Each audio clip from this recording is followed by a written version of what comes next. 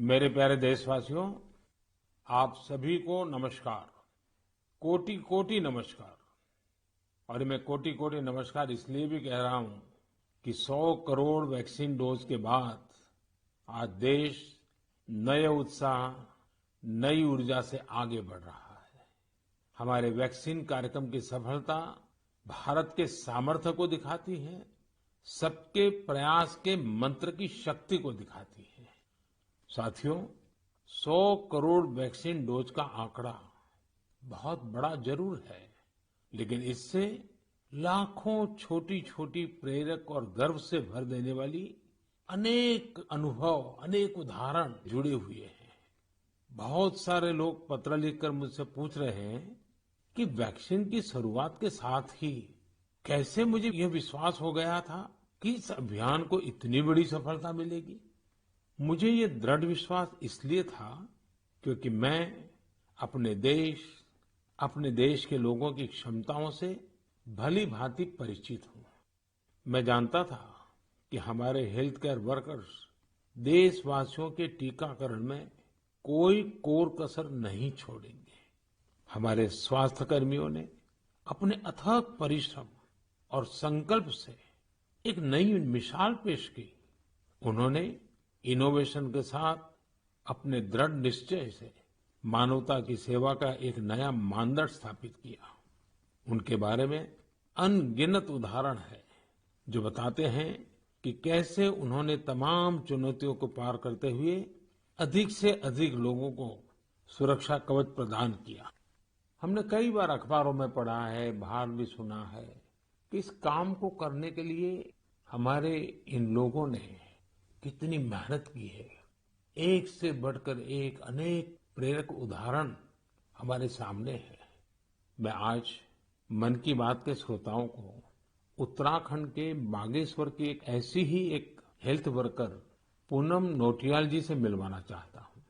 साथियों, ये बागेश्वर उत्तराखंड की उस धरती से है जिस उत्तराखंड ने 100% पहला डोज लगाने का काम पूरा कर दिया है। उत्तराखंड सरकार भी इसके लिए अभिनंदन की अधिकारी है, क्योंकि बहुत दुर्गम क्षेत्र है, कठिन क्षेत्र है। वैसे ही हिमाचल ने भी ऐसी कठिनाइयों में 100% डोज का काम कर लिया है। मुझे बताया गया है कि पूनम जी ने अपने क्षेत्र के लोगों के वैक्सीनेशन के लिए दिन रात मेहनत की है। पूनम जी नमस्ते। सर प्रणाम। पूनम जी, अपने बारे में बताइए जरा देश के श्रोताओं को। सर मैं पूनम नौटियाल हूँ। सर मैं उत्तराखंड के बागेश्वर डिस्ट्रिक्ट में चामी कोराली सेंटर में कार्यरत हूँ। सर मैं एक एएनएम हूँ। पूनम जी, मेरा सौभाग्य है, मुझे बागेश्वर आने का अवसर मिला था। वो एक प्रकार से तीर्थ क्षेत्र रहा है, तो वहाँ पुरातन मंदिर वगैरह भी मैं बहुत प्रभावित हुआ था कि उस सदियों पहले कैसे लोगों ने काम किया होगा। हाँ जी सर। पूनम जी, क्या आपने अपने क्षेत्र के सभी लोगों का वैक्सीनेशन करवा लिया है? हाँ जी सर, सभी लोगों का हो चुका है। आपको किसी प्रकार की दिक्कत का भी सामना करना पड़ा क्या? हाँ जी सर। सर हम लोग जैसे बारिश होती थी वहाँ पे और रोड ब्लॉक हो जाती थी सर, नदी पार करके गए हैं सर हम लोग ना। और सर घर घर गए हैं, जैसे एनएचसीवीसी के अंतर्गत हम लोग घर घर गए हैं जो लोग सेंटर में नहीं आ सकते थे, जैसे बुजुर्ग लोग और दिव्यांग लोग, गर्भवती महिलाएं, धात्री महिलाएं, ये लोग सर। लेकिन वहाँ तो पहाड़ों पर घर भी बहुत दूर दूर होते हैं, जी तो एक दिन में कितना कर पाते थे आप?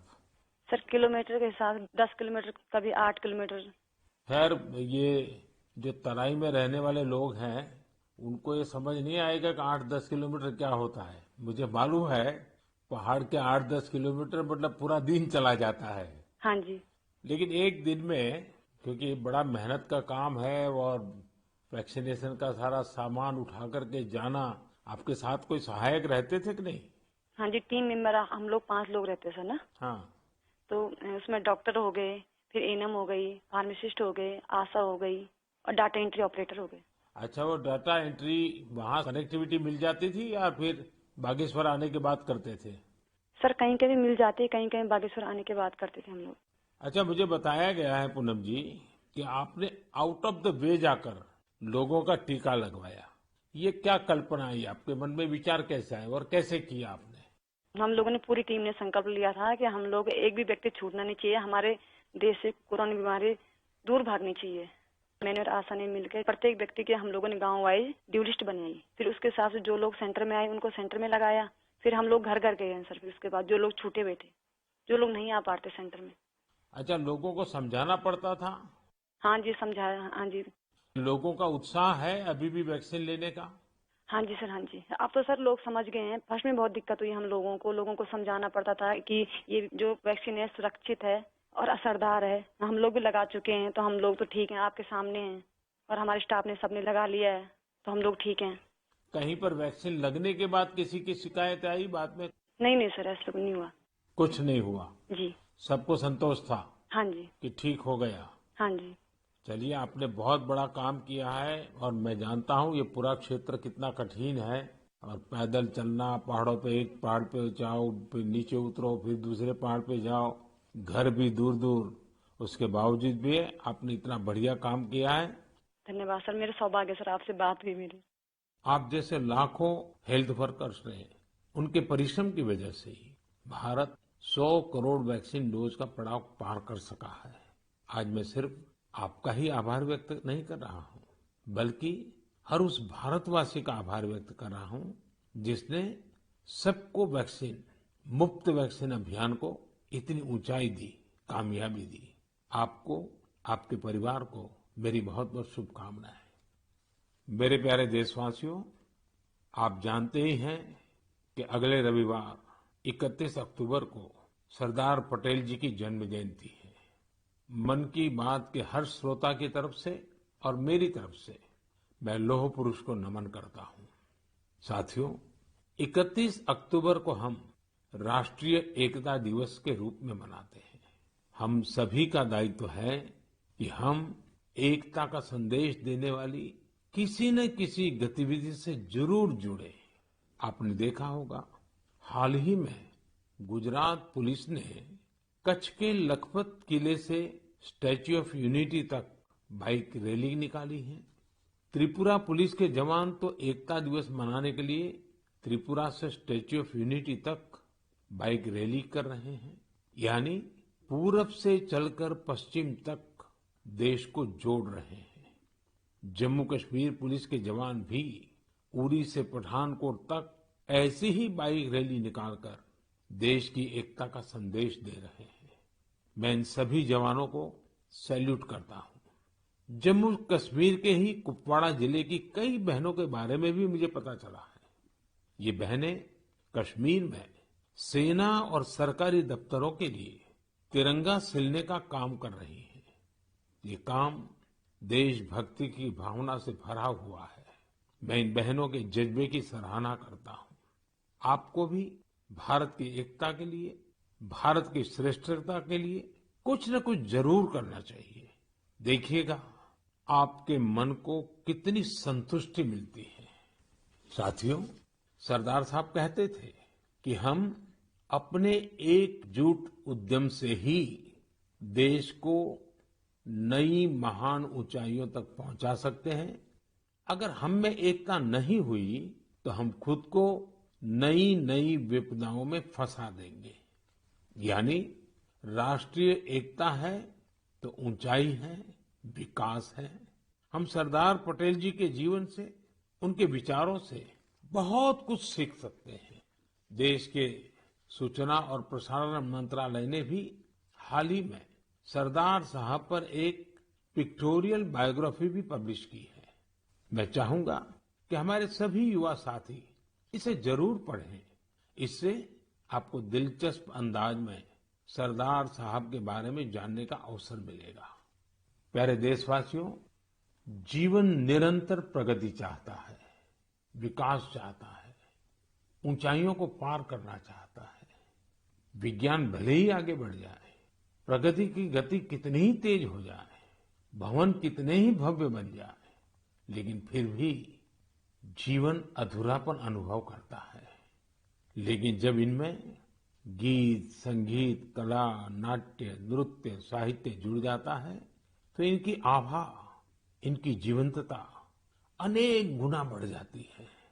एक प्रकार से जीवन को सार्थक बनना है तो ये सब होना भी उतना ही जरूरी होता है। इसलिए ही कहा जाता है कि सभी विधाएं हमारे जीवन में एक कैटलिस्ट का काम करती है, हमारी ऊर्जा बढ़ाने का काम करती है। मानव मन के अंतर्मन को विकसित करने में, हमारे अंतर्मन की यात्रा का मार्ग बनाने में भी गीत, संगीत और विभिन्न कलाओं की बड़ी भूमिका होती है। और उनकी एक बड़ी ताकत ये होती है कि इन्हें न समय बांध सकता है, न सीमा बांध सकती है और न ही मत मतांतर बांध सकता है। अमृत महोत्सव में भी अपनी कला, संस्कृति, गीत, संगीत के रंग अवश्य भरने चाहिए। मुझे भी आपकी तरफ से अमृत महोत्सव और गीत संगीत कला की इस ताकत से जुड़े ढेरों सुझाव आ रहे हैं। ये सुझाव मेरे लिए बहुत मूल्यवान है। मैंने इन्हें संस्कृति मंत्रालय को अध्ययन के लिए भेजा था। मुझे खुशी है कि मंत्रालय ने इतने कम समय में इन सुझावों को बड़ा गंभीरता से लिया और उस पर काम भी किया। इन्हीं में से एक सुझाव है देशभक्ति के गीतों से जुड़ी प्रतियोगिता। आजादी की लड़ाई में अलग अलग भाषा, बोली में देशभक्ति के गीतों और भजनों ने पूरे देश को एकजुट किया था। अब अमृतकाल में हमारे युवा देशभक्ति के ऐसे ही गीत लिखकर इस आयोजन में और ऊर्जा भर सकते हैं। देशभक्ति के गीत मातृभाषा में हो सकते हैं, राष्ट्रभाषा में हो सकते हैं और अंग्रेजी में भी लिखे जा सकते हैं। लेकिन ये जरूरी है कि ये रचनाएं नए भारत की नई सोच वाली हो, देश की वर्तमान सफलता से प्रेरणा लेकर भविष्य के लिए देश को संकल्पित करने वाली हो। संस्कृति मंत्रालय की तैयारी तहसील स्तर से राष्ट्रीय स्तर तक इससे जुड़ी प्रतियोगिता कराने की है। साथियों, ऐसे ही मन की बात के एक श्रोता ने सुझाव दिया है कि अमृत महोत्सव को रंगोली कला से भी जोड़ा जाना चाहिए। हमारे यहाँ रंगोली के जरिए त्योहारों में रंग भरने की परंपरा तो सदियों से है। रंगोली में देश की विविधता के दर्शन होते हैं। अलग अलग राज्यों में अलग अलग नामों से अलग अलग थीम पर रंगोली बनाई जाती है। इसलिए संस्कृति मंत्रालय इससे भी जुड़ा एक नेशनल कंपटीशन करने जा रहा है। आप कल्पना करिए, जब आजादी के आंदोलन से जुड़ी रंगोली बनेगी, लोग अपने द्वार पर, दीवार पर किसी आजादी के मतवाले का चित्र बनाएंगे, आजादी की इस घटना को रंगों से दिखाएंगे, तो अमृत महोत्सव का भी रंग और बढ़ जाएगा। साथियों, एक और विधा हमारे यहाँ लोरी की भी है। हमारे यहाँ लोरी के जरिए छोटे बच्चों को संस्कार दिए जाते हैं, संस्कृति से उनका परिचय करवाया जाता है। लोरी की भी अपनी विविधता है, तो क्यों न हम अमृतकाल में इस कला को भी पुनर्जीवित करें और देशभक्ति से जुड़ी ऐसी लोरियां लिखें, कविताएं, गीत, कुछ न कुछ जरूर लिखें, जो बड़ी आसानी से हर घर में माताएं अपने छोटे छोटे बच्चों को सुना सके। इन लोरियों में आधुनिक भारत का संदर्भ हो, 21वीं सदी के भारत के सपनों का दर्शन हो, उसका संदर्भ हो। आप सब श्रोताओं के सुझाव के बाद मंत्रालय ने इससे जुड़ी प्रतियोगिता भी कराने का निर्णय लिया है। साथियों, ये तीनों प्रतियोगिताएं 31 अक्टूबर को सरदार साहब की जयंती से शुरू होने जा रही हैं। आने वाले दिनों में संस्कृति मंत्रालय इससे जुड़ी सारी जानकारी देगा। ये जानकारी मंत्रालय की वेबसाइट पर भी रहेगी और सोशल मीडिया पर भी दी जाएगी। मैं चाहूंगा कि आप सभी इससे जुड़े, हमारे युवा साथी जरूर इसमें अपनी कला का, अपनी प्रतिभा का प्रदर्शन करें। इससे आपके इलाके की कला और संस्कृति भी देश के कोने कोने तक पहुंचेगी। आपकी कहानियां पूरा देश सुनेगा। प्यारे देशवासियों, इस समय हम अमृत महोत्सव में देश के वीर बेटे बेटियों को, उन महान पुण्य आत्माओं को याद कर रहे हैं।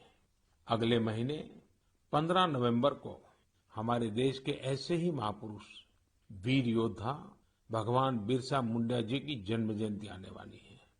भगवान बिरसा मुंडा को धरती आबा भी कहा जाता है। क्या आप जानते हैं कि इसका अर्थ क्या होता है? इसका अर्थ है धरती पिता। भगवान बिरसा मुंडा ने जिस तरह अपनी संस्कृति, अपने जंगल, अपनी जमीन की रक्षा के लिए संघर्ष किया, वो धरती आबा ही कर सकते थे। उन्होंने हमें अपनी संस्कृति और जड़ों के प्रति गर्व करना सिखाया। विदेशी हुकूमत ने उन्हें कितनी धमकियां दी, कितना दबाव बनाया, लेकिन उन्होंने आदिवासी संस्कृति को नहीं छोड़ा। प्रकृति और पर्यावरण से अगर हमें प्रेम करना सीखना है तो उसके लिए भी धरती आबा भगवान बिरसा मुंडा हमारी बहुत बड़ी प्रेरणा है।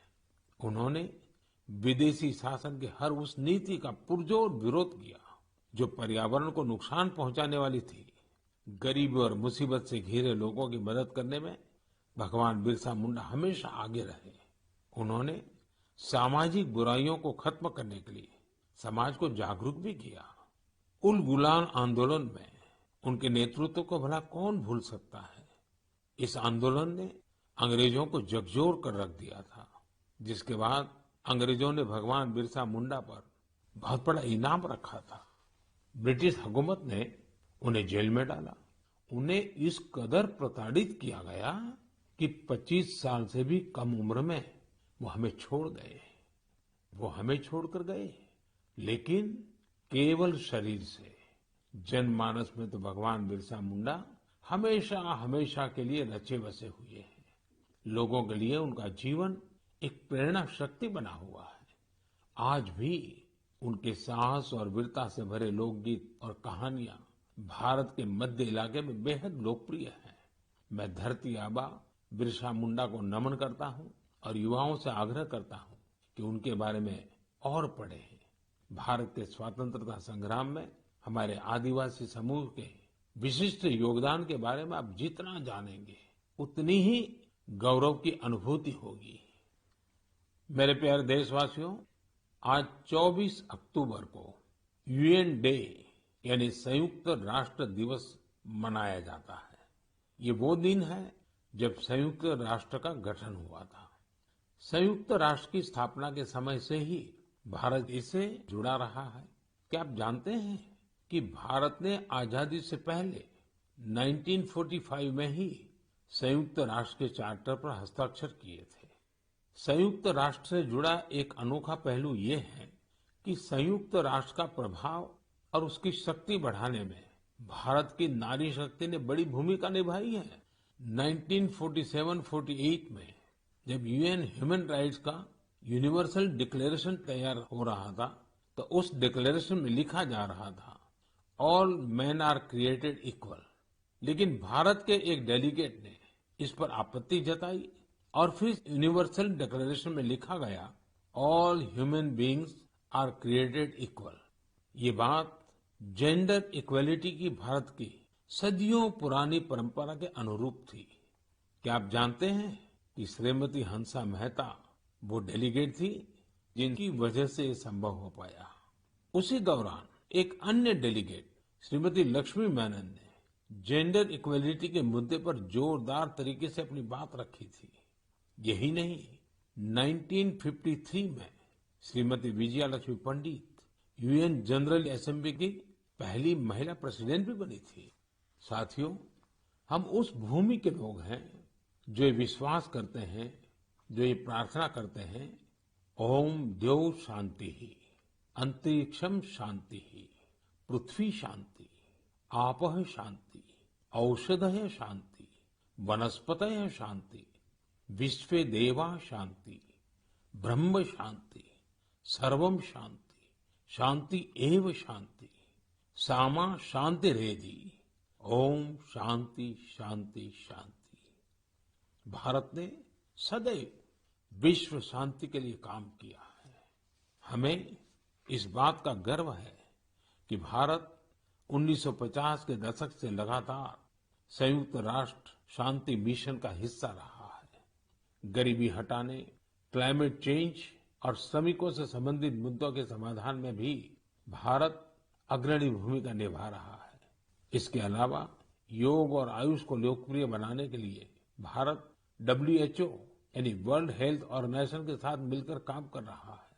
मार्च 2021 में WHO ने घोषणा की थी कि भारत में पारंपरिक चिकित्सा के लिए एक ग्लोबल सेंटर स्थापित किया जाएगा। साथियों, संयुक्त राष्ट्र के बारे में बात करते हुए आज मुझे अटल जी के शब्द भी याद आ रहे हैं। 1977 में उन्होंने संयुक्त राष्ट्र को हिंदी में संबोधित कर इतिहास रच दिया था।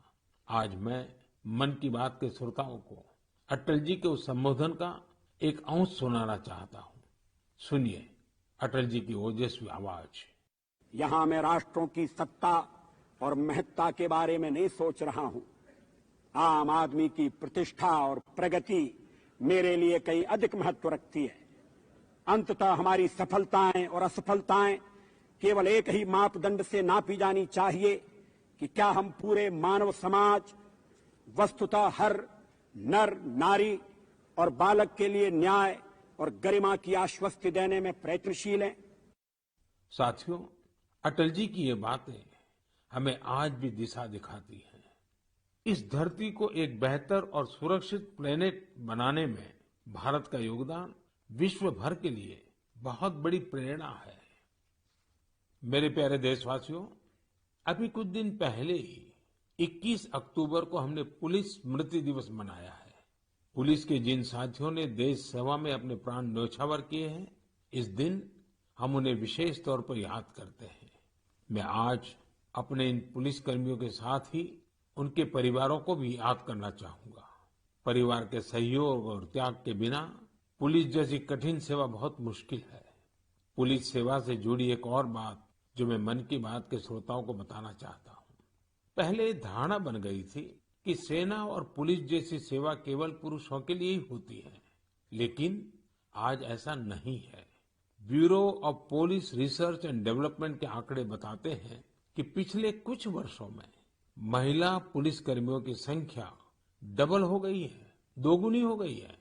2014 में जहां इनकी संख्या 1,05,000 के करीब थी, वहीं 2020 तक इसमें 2 गुने से भी ज्यादा की बढ़ोतरी हुई है और ये संख्या अब 2,15,000 तक पहुंच गई है।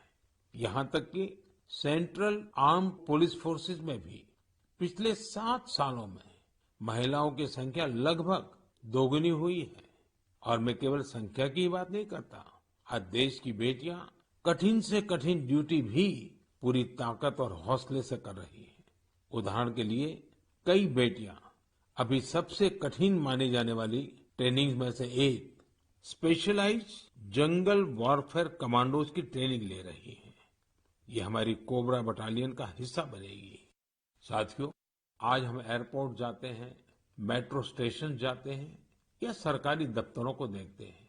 सीआईएसएफ की जांबाज महिलाएं हर संवेदनशील जगह की सुरक्षा करते दिखाई देती हैं। इसका सबसे सकारात्मक असर हमारे पुलिस बल के साथ साथ समाज के मनोबल पर भी पड़ रहा है। महिला सुरक्षा कर्मियों की मौजूदगी से लोगों में, विशेषकर महिलाओं में, सहज ही एक विश्वास पैदा होता है। वे उनसे स्वाभाविक रूप से खुद को जुड़ा महसूस करती है। महिलाओं की संवेदनशीलता की वजह से भी लोग उन पर ज्यादा भरोसा करते हैं। हमारी ये महिला पुलिसकर्मी देश की लाखों और बेटियों के लिए भी रोल मॉडल बन रही है। मैं महिला पुलिसकर्मियों से अनुरोध करना चाहूंगा कि वे स्कूलों के खुलने के बाद अपने क्षेत्रों के स्कूलों में विजिट करें, वहां बच्चियों से बात करें। मुझे विश्वास है कि इस बातचीत से हमारी नई पीढ़ी को एक नई दिशा मिलेगी। यही नहीं, इससे पुलिस पर जनता का विश्वास भी बढ़ेगा। मैं आशा करता हूं कि आगे और भी ज्यादा संख्या में महिलाएं पुलिस सेवा में शामिल होगी, हमारे देश की न्यू एज पॉलिसिंग को लीड करेगी। मेरे प्यारे देशवासियों, बीते कुछ वर्षों में हमारे देश में आधुनिक टेक्नोलॉजी का इस्तेमाल जिस तेजी से बढ़ा है, उस पर अक्सर मुझे मन की बात के श्रोता अपनी बातें लिखते रहते हैं। आज मैं ऐसे ही एक विषय की चर्चा आपसे करना चाहता हूं जो हमारे देश, विशेषकर हमारे युवाओं और छोटे छोटे बच्चों तक की कल्पनाओं में छाया हुआ है। ये विषय है ड्रोन का, ड्रोन टेक्नोलॉजी का। कुछ साल पहले तक जब कहीं ड्रोन का नाम आता था तो लोगों के मन में पहला भाव क्या आता था? सेना का, हथियारों का, युद्ध का। लेकिन आज हमारे यहाँ कोई शादी बारात या फंक्शन होता है तो हम ड्रोन से फोटो और वीडियो बनाते हुए देखते हैं। ड्रोन का दायरा, उसकी ताकत सिर्फ इतने ही नहीं है, भारत दुनिया के उन पहले देशों में से है जो ड्रोन की मदद से अपने गांव में जमीन के डिजिटल रिकॉर्ड तैयार कर रहा है। भारत ड्रोन का इस्तेमाल ट्रांसपोर्टेशन के लिए करने पर बहुत व्यापक तरीके से काम कर रहा है।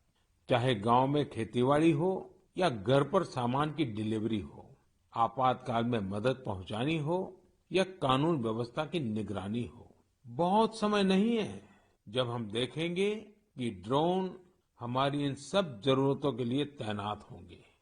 इनमें से ज्यादातर की तो शुरुआत भी हो चुकी है। जैसे कुछ दिन पहले गुजरात के भावनगर में ड्रोन के जरिए खेतों में नैनो यूरिया का छिड़काव किया गया।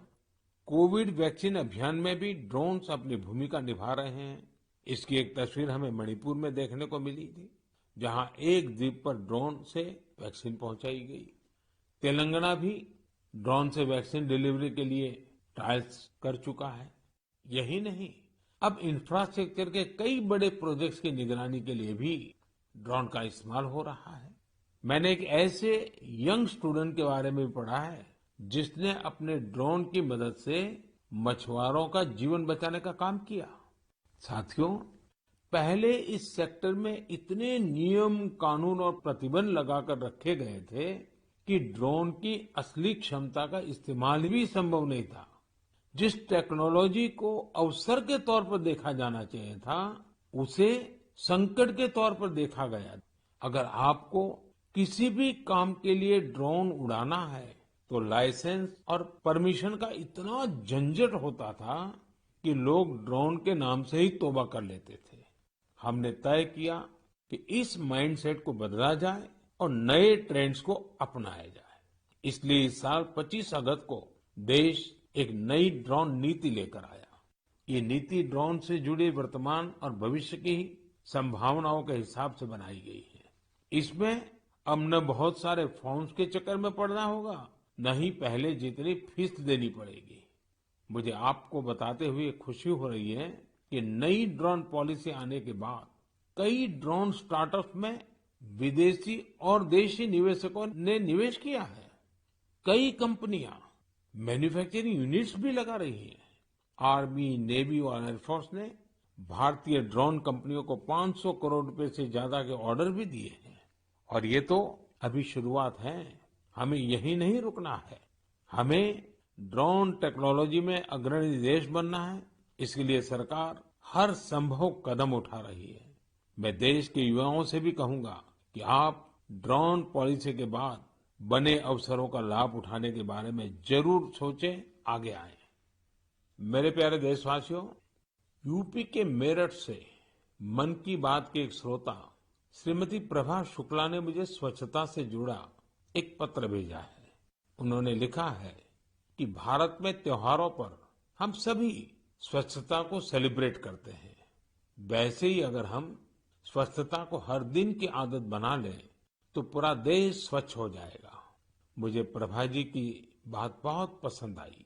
वाकई जहां सफाई है वहां स्वास्थ्य है, जहां स्वास्थ्य है वहां सामर्थ्य है, और जहां सामर्थ्य है वहां समृद्धि है। इसलिए तो देश स्वच्छ भारत अभियान पर इतना जोर दे रहा है। साथियों, मुझे रांची से सटे एक गांव सपारोम नया सराय, वहां के बारे में जानकर बहुत अच्छा लगा। इस गांव में एक तालाब हुआ करता था, लेकिन लोग इस तालाब वाली जगह को खुले में शौच के लिए इस्तेमाल करने लगे थे। स्वच्छ भारत अभियान के तहत जब सबके घर में शौचालय बन गया तो गांव वालों ने सोचा कि क्यों न गांव को स्वच्छ करने के साथ साथ सुंदर बनाया जाए। फिर क्या था, सबने मिलकर तालाब वाली जगह पर पार्क बना दिया। आज वो जगह लोगों के लिए, बच्चों के लिए एक सार्वजनिक स्थान बन गई है। इससे पूरे गांव के जीवन में बहुत बड़ा बदलाव आया है। मैं आपको छत्तीसगढ़ के देऊर गांव की महिलाओं के बारे में भी बताना चाहता हूँ। यहाँ की महिलाएं एक स्वयं सहायता समूह चलाती हैं और मिलजुल कर गांव के चौक चौराहों, सड़कों और मंदिरों की सफाई करती हैं। साथियों, यूपी के गाजियाबाद के रामवीर तंवर जी को लोग पॉन्डमैन के नाम से जानते हैं। रामवीर जी तो मैकेनिकल इंजीनियरिंग की पढ़ाई करने के बाद नौकरी कर रहे थे, लेकिन उनके मन में स्वच्छता की ऐसी अलग जगी कि वो नौकरी छोड़कर तालाबों की सफाई में जुट गए। रामवीर जी अब तक कितने ही तालाबों की सफाई करके उन्हें पुनर्जीवित कर चुके हैं। साथियों, स्वच्छता के प्रयास तभी पूरी तरह सफल होते हैं जब हर नागरिक स्वच्छता को अपनी जिम्मेदारी समझे। अभी दीपावली पर हम सब अपनी घर की साफ सफाई में तो जुटने ही वाले हैं, लेकिन इस दौरान हमें ध्यान रखना है कि हमारे घर के साथ हमारा आस पड़ोस भी साफ रहे।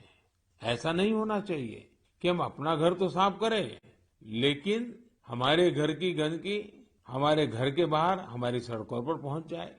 और हाँ, मैं जब स्वच्छता की बात करता हूं तब कृपा करके सिंगल यूज प्लास्टिक से मुक्ति की बात हमें कभी भी भूलना नहीं है।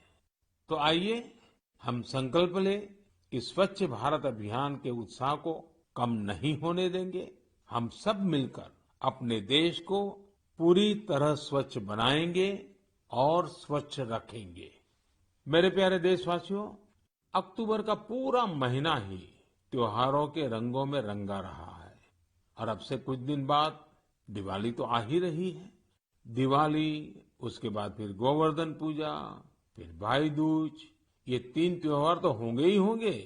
इसी दौरान छठ पूजा भी होगी। नवंबर में ही गुरु नानक देव जी की जयंती भी है।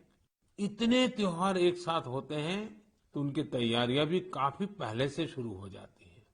आप सब भी अभी से खरीदारी का प्लान करने लगे होंगे, लेकिन आपको याद है ना, खरीदारी मतलब वोकल फॉर लोकल।